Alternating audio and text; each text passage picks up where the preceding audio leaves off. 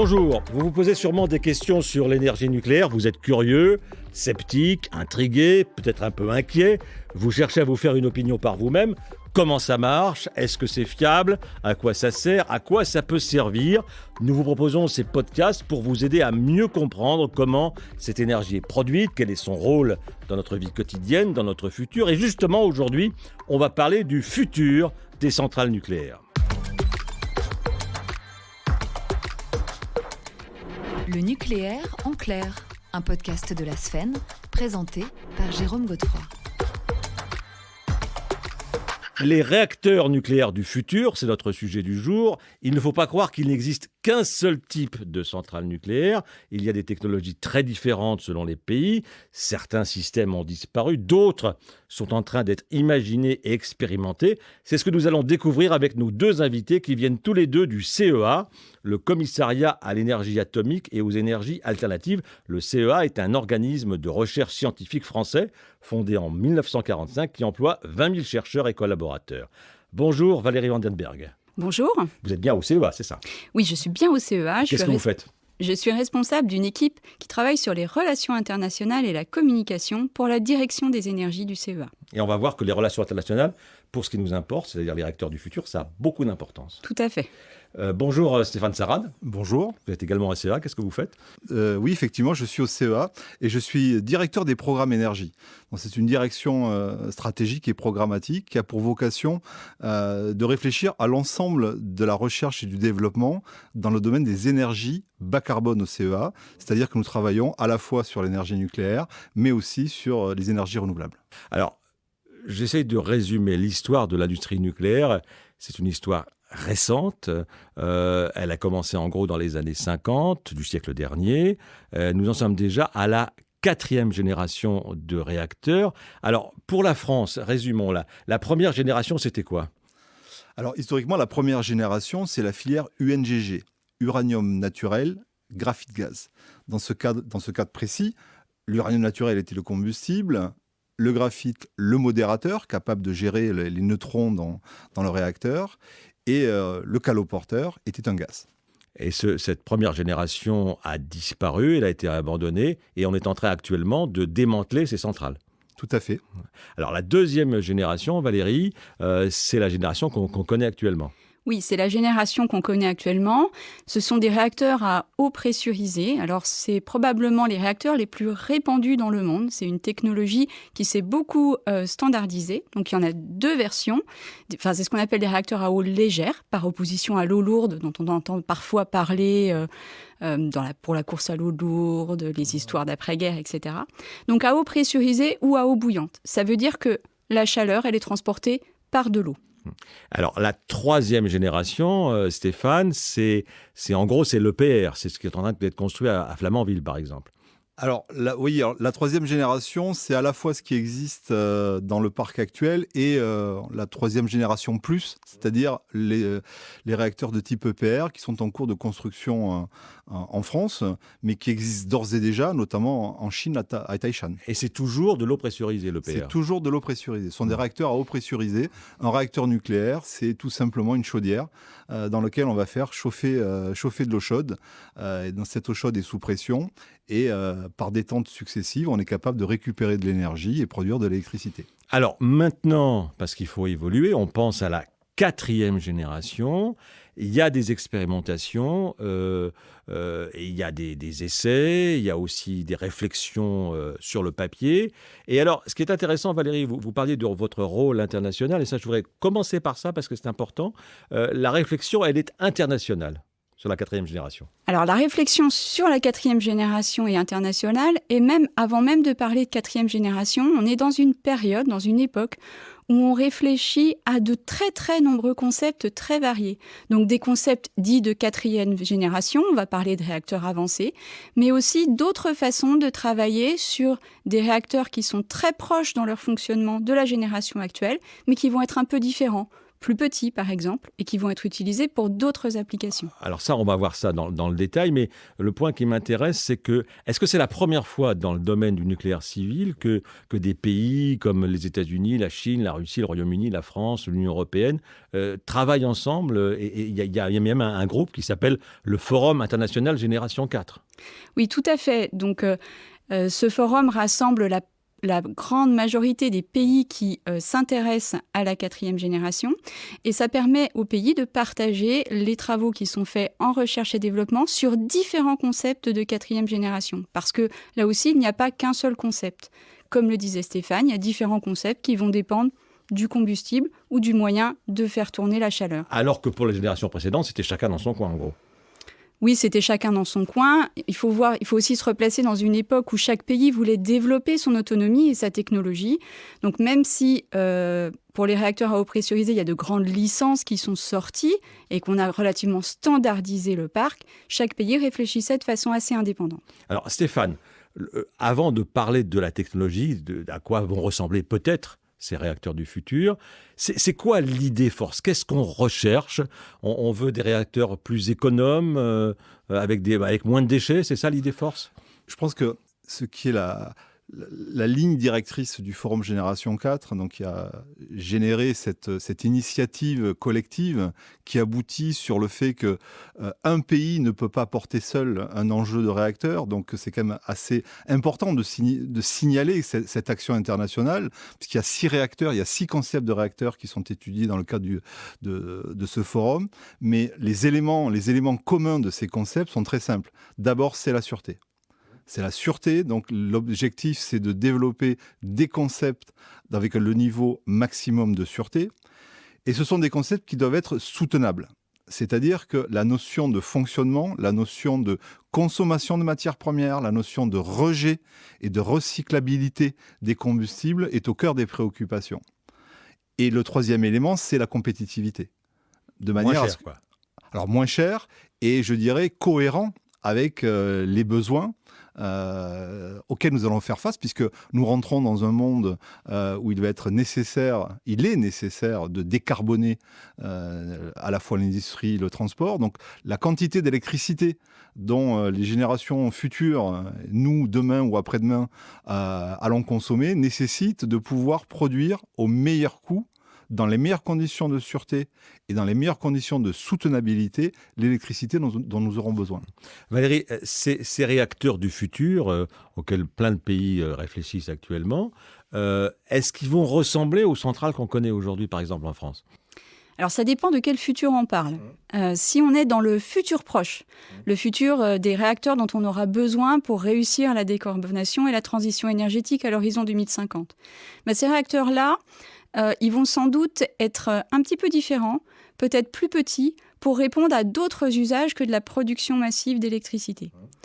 Si on parle à des échéances plus lointaines, la fin du siècle, voire au-delà, on peut être sur des réacteurs qui vont aussi être des modèles plus petits, mais de génération 4, avec des concepts de génération 4, ou des gros réacteurs, comme on les connaît aujourd'hui pour les réacteurs de puissance, de 4e génération. Et enfin, si on va encore plus loin, on peut imaginer de changer complètement de fonctionnement, de plus parler de réacteurs de fission nucléaire, mais d'aller jusqu'à la fusion nucléaire. Ça, on va y venir parce que c'est très important, fission, fusion. Stéphane, pourquoi ne pas imaginer, par exemple, des réacteurs mobiles? Il y a bien des petits réacteurs dans les sous-marins nucléaires. Pourquoi il n'y aurait pas des réacteurs sur roulette, si j'ose dire? Alors, ça n'existe pas sur roulette, mais ça existe sur des bateaux.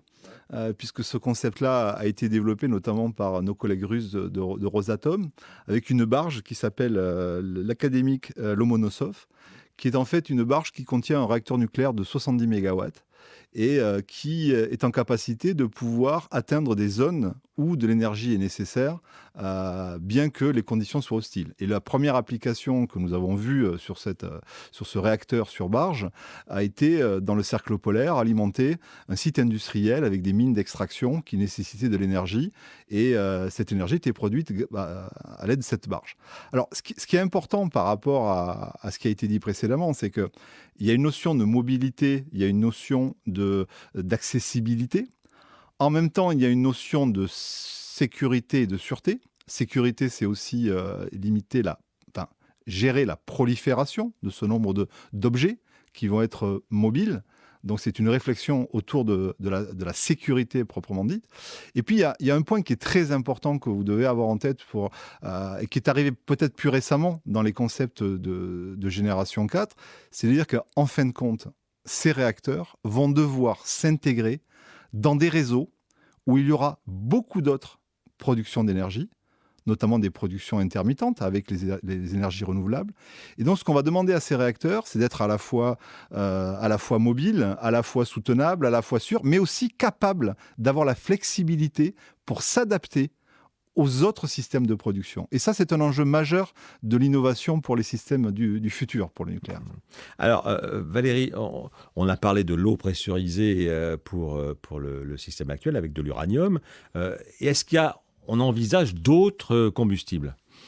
Alors, d'autres combustibles et puis d'autres caloporteurs, ce qui va permettre de conduire la chaleur. C'est ce qui permet de conduire la chaleur. Donc, dans les réacteurs à eau pressurisée, on l'a dit, le combustible, ça va être de l'uranium, éventuellement un mélange d'oxyde d'uranium et de plutonium, et le caloporteur, donc c'est l'eau.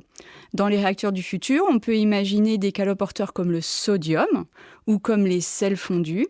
Il y a même des concepts avec des caloporteurs à gaz ou des caloporteurs de type plomb-bismuth. Donc, beaucoup de concepts différents. Et puis, il y a des combustibles qui peuvent avoir des formes différentes. Alors, on va toujours retrouver un élément qui va pouvoir produire la fission, puisque c'est ça qui nous donne l'énergie de départ. Mais la forme de ce combustible peut être très différente. On peut passer des grands assemblages dans des tubes, comme dans les réacteurs à eau pressurisée, à des combustibles qui peuvent avoir la forme de grosses boules ou de petites billes, par exemple. Ça dépend des concepts. Dans les combustibles nouveaux, entre guillemets, pas si nouveaux que ça, mais enfin quand même, il y a le MOX. Stéphane, c'est quelque chose qui est très présent en France déjà. Alors oui, c'est pas nouveau, c'est quelque chose qui existe déjà. Alors, quel est le concept ? Le concept, c'est quand vous avez un combustible à base d'uranium, d'oxyde d'uranium, UOX, quand cet oxyde passe dans un réacteur nucléaire, en finale, on va récupérer un combustible usé qui va contenir à la fois de l'uranium qui n'a pas été consommé, mais aussi du plutonium qui a été produit pendant le passage en réacteur. Et ce plutonium, il a une valeur énergétique très importante. Et en France, nous avons décidé de développer le retraitement de manière à aller séparer l'uranium, le plutonium, qui sont des matières premières que l'on va réutiliser, et de les séparer des produits de fission, des actinides mineurs, qui sont, eux, in fine, des déchets ultimes. Et ce plutonium, on est capable de le mélanger avec de l'oxyde d'uranium, de faire ce qu'on appelle un mixed oxide, MOX, qu'on va faire tourner une fois de plus dans le parc français. Alors, dans certains réacteurs, les 900 MW. Donc, c'est une manière de pouvoir utiliser le plutonium. Donc, ce ne sont pas des déchets, ce sont des matières valorisables. Et la France a fait le choix du retraitement de manière à pouvoir faire recycler, à réutiliser une fois de plus ce plutonium. Et là, l'enjeu de l'innovation, puisqu'on est là pour parler du futur, c'est aussi de réfléchir à des systèmes où ce MOX qui aura été utilisé dans un réacteur, de pouvoir le réutiliser dans un réacteur à eau pressurisée. Donc ça fait partie aussi des grands enjeux, on appelle ça le multi-recyclage en réacteur à eau pressurisée. L'idée principale à retenir, c'est que nous avons de l'uranium, du plutonium, qui sont des matières premières valorisables. Et il est très important de pouvoir les réutiliser dans le parc actuel français. Valérie, on parlait tout à l'heure brièvement de la fission et de la fusion. C'est une expérimentation qui est en cours. Il y a ce qu'on appelle le projet ITER. Qu'est-ce que c'est exactement ? Alors, le projet ITER, c'est un projet international. Donc, c'est un petit peu comme le Forum Génération 4, c'est vraiment tous les pays qui se mettent ensemble pour développer ce qu'on appelle un démonstrateur, c'est-à-dire un premier réacteur qui serait capable de réaliser de la fusion, non pas quelques dixièmes de seconde ou quelques secondes comme on l'a déjà fait, mais de façon à produire de l'énergie. Je simplifie, avec mes mots à moi.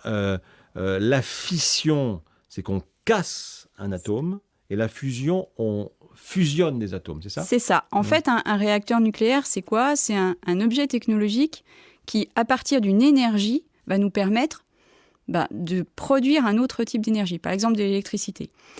Toujours de la chaleur, d'ailleurs. Toujours de la chaleur. Ouais.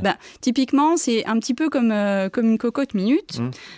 Pour faire tourner la soupape de votre cocotte, il va falloir faire monter l'eau en température. Et pour faire monter l'eau en température, vous allez utiliser une autre source d'énergie. Donc, votre plaque électrique, votre plaque à induction, peu importe. Et bien là, finalement, soit on utilise de l'énergie qui est contenue dans des atomes instables, qui sont les atomes radioactifs, donc l'uranium-235, qui n'ont qu'une envie, ces atomes, c'est d'éclater parce qu'ils sont dans une situation instable en libérant de l'énergie, et c'est ça qu'on va appeler la fission. Donc c'est ce qui est le plus, entre guillemets, immédiat et facile à faire, puisqu'il y a dans la nature de la radioactivité naturelle. Donc la fission, c'est quelque chose qu'on connaît bien.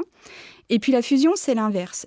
Vous devez vaincre finalement une barrière énergétique pour rapprocher deux atomes qui n'ont pas forcément envie d'être ensemble, mais qui, quand on les rapproche, pour former de l'eau, parce que ça revient quasiment à ça, quand on les rapproche, eh bien, ils vont libérer de l'énergie qu'ils ont en trop pour atteindre un état stable.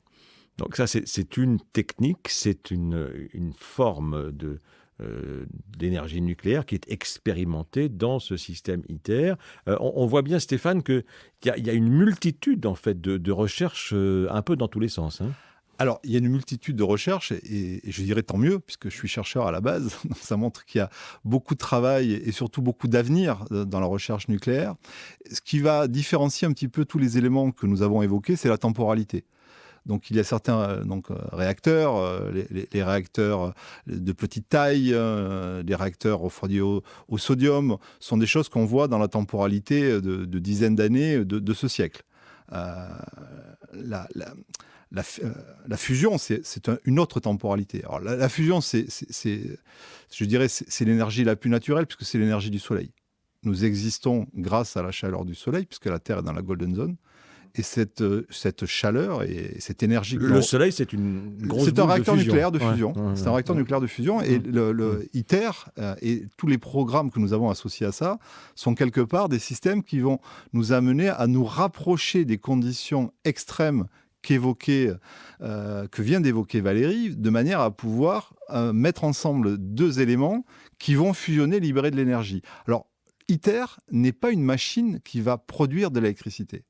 ITER est une machine qui va nous permettre de nous rapprocher des conditions les plus proches des conditions expérimentales pour démontrer que nous sommes capables de refaire sur le sol terrien la réaction de fusion qui existe au niveau du Soleil. Ce qui viendra après, d'où la temporalité, je dirais, de la fin de ce siècle, mais plutôt le siècle prochain, c'est justement maîtriser, capter cette énergie pour en faire de l'électricité.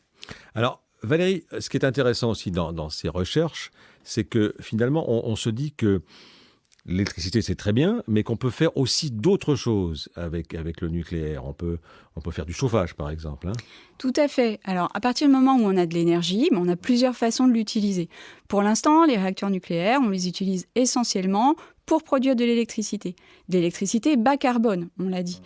Cette électricité, on peut l'utiliser pour produire d'autres vecteurs énergétiques. Par exemple, pour produire de l'hydrogène par électrolyse de l'eau. On peut aussi utiliser la chaleur. Et l'hydrogène est un carburant qui va beaucoup servir, en principe. Tout à fait. Un des objectifs, on peut imaginer que dans l'agenda de décarbonation de nos sociétés, on va utiliser l'hydrogène de façon beaucoup plus importante que maintenant. Et pour que cet hydrogène soit bien décarboné, il faut qu'il soit produit à partir d'une énergie décarbonée, comme l'est l'énergie nucléaire. L'énergie nucléaire, elle va aussi nous permettre d'obtenir de la chaleur. Et cette chaleur, elle peut être utilisée pour chauffer l'habitat, par exemple. C'est fait dans certains pays. En Russie, notamment, ils ont développé... Ou la désalinisation pour les océans. Dessalement, oui. Alors, on peut aussi utiliser l'électricité, cette fois-ci, pour faire tourner des usines de désalinisation de l'eau de mer. Parce que les ressources en eau douce, c'est des ressources rares dans certains pays. Et là aussi, l'énergie nucléaire peut contribuer à fournir de l'eau potable dans des zones où il y en aura de plus en plus besoin à cause du réchauffement climatique. Stéphane, on a vu au tout début que c'est une histoire récente, le nucléaire civil, mais il y a quelque chose qui est intervenu relativement récemment, c'est le numérique qui n'existait pas du tout avant. Est-ce que le numérique est un apport, est un outil utile pour le travail du futur ? Alors, le numérique, pour moi, c'est un accélérateur. C'est un formidable accélérateur de l'innovation, puisque le numérique est là pour nous faire gagner beaucoup de temps. Alors, vous l'avez dit, c'est une industrie qui est relativement jeune, mais en même temps, je dirais, les temps de développement des réacteurs nucléaires, quand on parle de la génération 2, de la génération 3, étaient très très longs. Là, à l'heure actuelle, tout s'accélère. À la fois... Comme pour le spatial, en fait. Comme pour le spatial. Donc, à la fois les enjeux climatiques, les risques du changement climatique, à la fois la consommation que l'on imagine très importante en croissance sur l'électricité. Donc, il est nécessaire, vous l'avez dit, de développer des nouveaux concepts énergétiques à base de nucléaire, capables de produire de l'électricité, de la chaleur, de l'eau potable, de l'hydrogène. Et pour faire ça, il faut aller vite. Et le numérique est là pour nous aider en termes de simulation, modélisation. Et un des enjeux très importants que nous avons au commissariat à l'énergie atomique et aux énergies alternatives, c'est utiliser l'outil simulation et à terme l'intelligence artificielle pour développer des jumeaux numériques. Donc développer un réacteur nucléaire numérique qui va être le jumeau d'un réacteur réel. Et vous imaginez l'énorme avantage que vous allez avoir en termes de rapidité de développement, en termes de maintenance, en termes de gestion, en termes de probabilité d'incidents, donc de pouvoir prévoir à l'avance. Voilà, c'est un enjeu très important. Ce qu'on ne pouvait pas faire il y a 50 ans. Nous n'avions pas ces outils-là il y a 50 ans, très clairement, mais ça n'empêche pas que nous avions des bons ingénieurs qui ont fait des beaux réacteurs nucléaires. Pour conclure, tous les deux, on a parlé de la temporalité, comme vous disiez, le calendrier. Vous voyez ces nouveaux réacteurs apparaître vraiment dans nos paysages. Pour quand, Valérie ? Alors, les petits réacteurs modulaires, on n'en a pas beaucoup parlé dans ce podcast, mais on en parle beaucoup, que ce soit en France, en Europe ou à l'international. Ces petits réacteurs modulaires, ils vont sans doute se déployer très rapidement avant 2050 et vraiment pour nous aider à atteindre nos objectifs. Beaucoup de startups s'intéressent à des concepts qu'on avait parfois un petit peu oubliés pour essayer de proposer des choses innovantes dans des formats de micro ou de micro-réacteurs, donc vraiment très petits, pour des applications particulières, des communautés isolées, on a parlé de désalinisation, ou une industrie particulièrement consommatrice d'énergie. Évidemment, ces startups, elles ne produiront pas tout un réacteur, mais certaines d'entre elles y arriveront. Et là, c'est pareil, c'est dans une vingtaine d'années. Les autres réacteurs, ça mettra un petit peu plus de temps. Stéphane ? Sur le temps, le calendrier ? Alors le calendrier, effectivement, donc, nous allons voir arriver à l'horizon 2030-2035 ces premiers SMR. En même temps, nous allons voir aussi le déploiement. Small and Modular Reactor. Voilà. Ce sont des réacteurs qui sont de petite taille, c'est-à-dire qui sont entre 150 et 300 MW électriques, à comparer aux 1500 MW électriques des grandes cathédrales que nous avons construites jusqu'à présent. Donc modulaire, c'est-à-dire que ce sont des systèmes qui peuvent être fabriqués en usine et assemblés sur site. Donc, vous voyez là aussi, rapidité en termes de construction, opérationnalité très bien adaptée aux besoins. On va aussi, bien sûr, avoir le développement des EPR, puisqu'on a aussi besoin de réacteurs de taille significative pour assurer cette énergie de base décarbonée dont nos civilisations ont besoin, en lien direct et flexible pour s'adapter aux énergies renouvelables dont on a aussi besoin. Et je dirais que c'est à l'horizon 2070-2080 qu'on va voir arriver, notamment en France, le déploiement des réacteurs à neutrons rapides de 4e génération. C'est comme cela qu'on les imagine. Et pour arriver au-delà, donc au début du siècle prochain, aux premières installations de fusion. Voilà, de manière un petit peu à la fois utopiste, mais à la fois réaliste, comment on peut projeter, avec bien sûr, et sur des temps aussi longs, des innovations, des nouveaux sujets, des startups, des applications. À titre personnel, je crois beaucoup au nucléaire spatial. Le nucléaire va être un outil, un accélérateur aussi, en termes de propulsion. Et je signale que pour les gens qui écoutent ce podcast, nous avons consacré justement un podcast à l'espace et le nucléaire. Voilà, donc le nucléaire spatial, c'est peut-être pour le nucléaire l'ultime frontière. Eh bien, écoutez, je ne peux pas vous promettre qu'on en reparlera à ce moment-là. Ça va être un peu compliqué. Mais je vous remercie tous les deux, Valérie Vandenberg et Stéphane Sarrat du CEA, le commissariat à l'énergie atomique et aux énergies alternatives. Vous pouvez retrouver ce podcast et tous les autres podcasts produits par la Sfen chez vos diffuseurs habituels et sur le site de la Sfen, sfen.org. À bientôt.